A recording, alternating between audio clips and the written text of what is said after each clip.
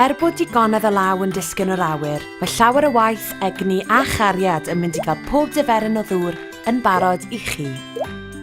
Mae dŵr yn adnodd gwerthfawr, felly mae angen i ni gydweithio gyda'n gilydd i sicrhau nad ydym yn ei wastraffu. Mae rhan fwyaf o bobl yn defnyddio tua 150 litr o ddŵr y dydd, sy'n golygu bod teulu cyfartalog yn y Deyrnas Unedig yn defnyddio hanner tynnell o ddŵr y dydd, sydd pwysau panda gwrywaidd mewn oed.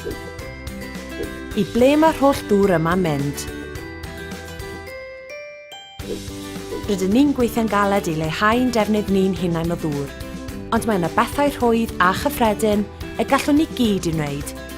Dyma'n 10 cynnig call i arbed dŵr.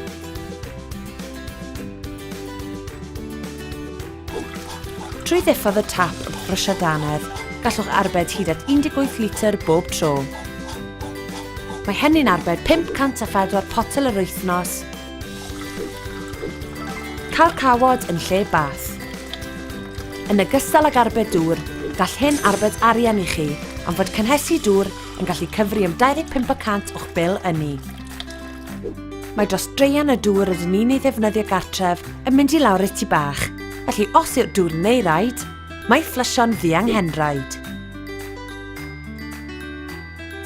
Llenwch y peiriant golchi yn hytrach na golchi 2 hanner llwyth.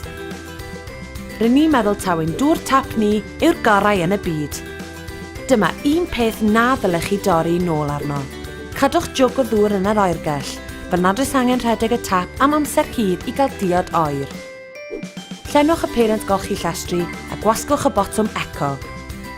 Neu harhoswch a golchwch yr holl llestri mewn un tro, yn hytrach nag yn ysbeidiol trwy gydol y dydd. Os ydych chi'n prynu teclynnau newydd, dewiswch teclynnau sy'n defnyddio dŵr yn effeithlon. Neu'n well byth, chwiliwch am declyn o nod argymell Waterwise.